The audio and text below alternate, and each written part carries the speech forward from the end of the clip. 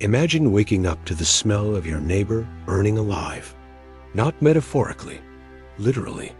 The Assyrian soldiers have stuffed him into a clay oven because his tribute payment was 3 days late, and they remaking absolutely certain everyone on your street can hear his screaming as an educational opportunity about punctuality. Welcome to a Tuesday morning in the Assyrian Empire, where the worst thing that can happen to you isn't death. It's being chosen for one of their creative alternatives to death.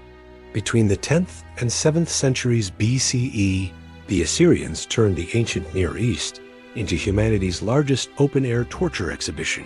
And the truly hilarious part is that they documented everything. They were so proud of their innovations in human suffering that they carved detailed instruction manuals into palace walls, complete with illustrations so that future generations would know exactly how they peeled a man's face off while keeping him conscious for the entire procedure.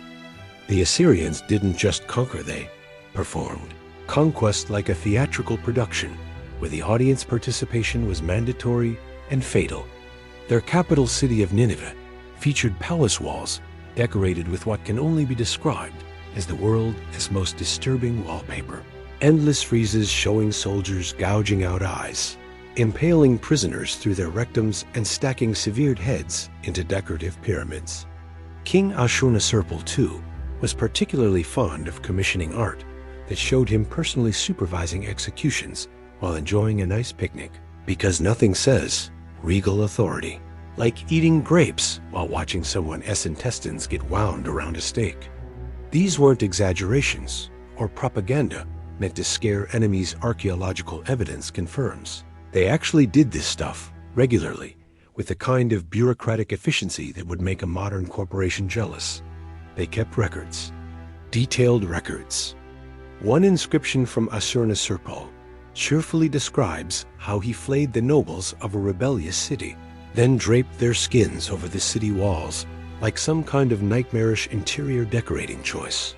Another boasts about cutting off hands, feet, noses, and ears, then piling the pieces into separate mounds organized by body part, because apparently even in mass mutilation, the Assyrians valued organization and categorization.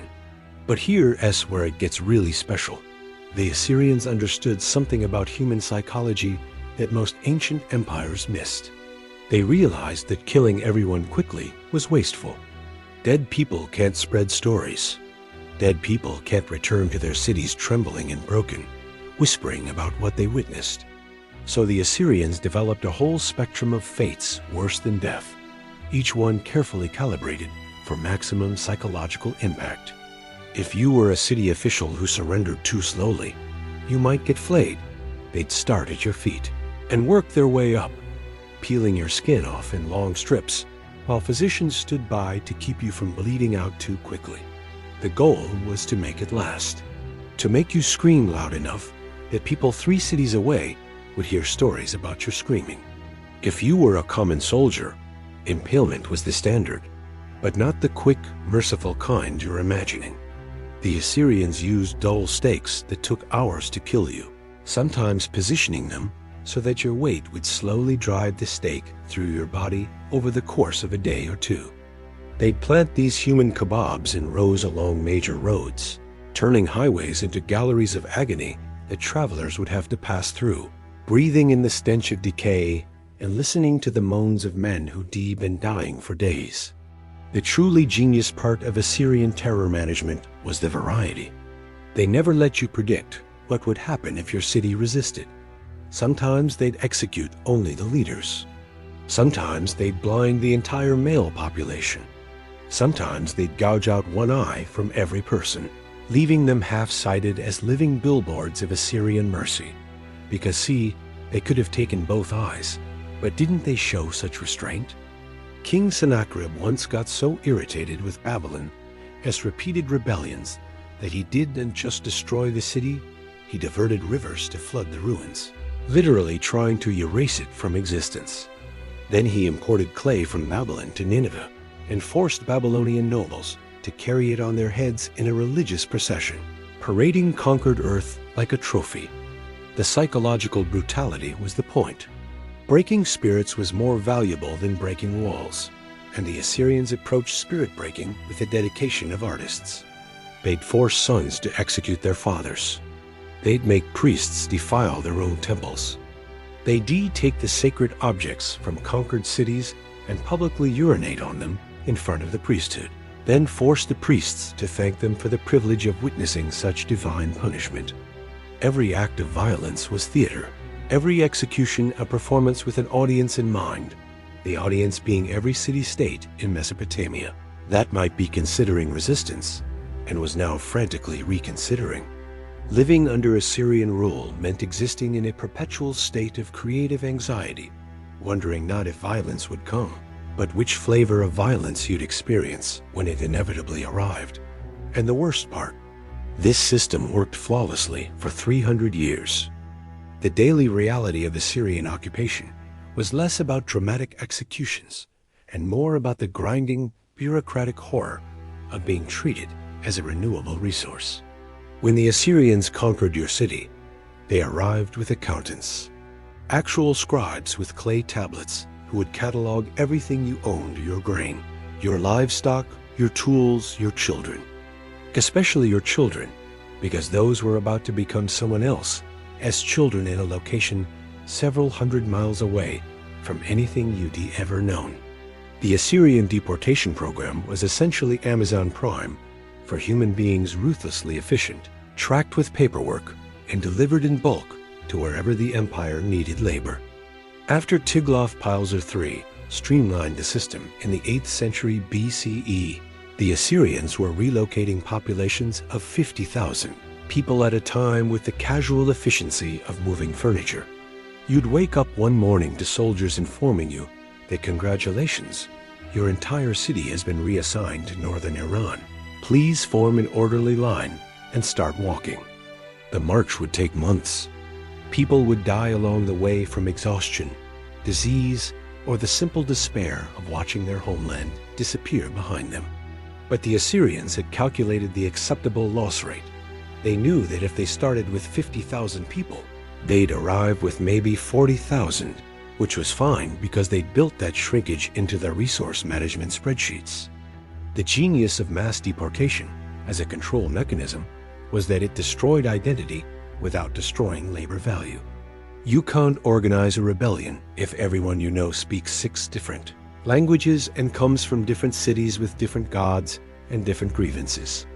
The Assyrians would deliberately mix populations, Israelites with Arameans, with Babylonians, with Elamites, creating communities where nobody shared anything except the trauma of displacement. Archaeological evidence from Assyrian provincial cities shows this mixing in the weirdest ways. Cuneiform tablets from a single town might record business transactions in 4 different languages, religious offerings to a dozen different gods, and marriage contracts between families from opposite ends of the empire. It was forced multiculturalism as a weapon, creating populations too fragmented to organize anything except compliance. And here is the really disgusting part. The Assyrians would sometimes force deported populations to build monuments, celebrating their own conquest.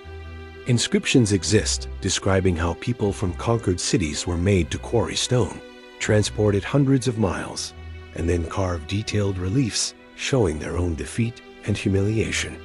Imagine being forced to spend years sculpting a highly detailed image of your king being flayed alive, getting every anatomical detail of the flaying process exactly right because Assyrian supervisors were checking your work. The slavery system was equally nightmarish, but in more mundane ways. If you were captured in battle, congratulations. You are now Assyrian property with a life expectancy measured in months, not years. The dangerous jobs got you. Mining expeditions into the mountains extracting iron and copper for weapons had a mortality rate that would make modern OSHA inspectors weep blood. Slaves would descend into narrow shafts with minimal support structure, breathing in rock dust that would shred their lungs, working until they collapsed or the tunnel collapsed on them, whichever came first. The truly unlucky ones got assigned to the bitumen mines, extracting the tar-like substance used in construction and waterproofing. Bitumen mining meant working in toxic fumes that would literally cook your brain, causing hallucinations, respiratory failure, and eventual death from poisoning. But the bitumen kept flowing, and when slaves died, the Assyrians simply requisitioned more from the next conquered city. The math worked out fine from their perspective. Disease was the silent partner in Assyrian oppression, killing more people than their armies ever did. Recent archaeological analysis of ancient toilets in cities under Assyrian control has revealed nightmare fuel about sanitation. The parasite load in these populations was catastrophic dysentery, typhoid, various intestinal worms that could grow several feet long inside your digestive system. One Egyptian mummy from this period was found to have multiple tapeworms, liver flukes, and evidence of chronic dysentery, meaning this person spent their final years essentially being eaten alive from the inside, while their digestive system destroyed itself. Now imagine that level of parasitic infection across entire populations, combined with malnutrition from having your grain seized as tribute, combined with the stress of living under occupation. People weren't just sick, they were mobile disease incubators shambling through life waiting to die. The Assyrians didn't care, because sick people could still work, and when they couldn't work anymore, they could be replaced. The cruelty wasn't even personal, it was administrative. What made Assyrian occupation psychologically unbearable was the randomness of mercy. Sometimes they'd spare a city that resisted. Sometimes they'd de-obliterate a city that surrendered immediately just to make a point to the city next door. King Esarhaddon once got into a dispute with some Arabian tribes and decided to punish them by capturing their sacred camels and parading them through Nineveh in humiliating costumes. Not killing them, just making them look ridiculous, because he understood that for these tribes, dignity mattered more than death. Other times he'd execute entire populations without hesitation. The inconsistency was the weapon. You could never predict what would save you or doom you, which meant everyone lived in permanent anxiety, trying to calculate the uncalculatable, hoping that maybe tribute would be enough this year. Maybe the soldiers would march past your city. Maybe your children wouldn't be the ones selected for deportation. And occasionally, just often enough to keep hope alive, mercy would come. A city would be spared. Tribute would be accepted. The army would leave without incident, which made the next time they didn't spare you somehow even worse, because you believed survival was possible right up until the moment they started stacking severed heads outside your gates.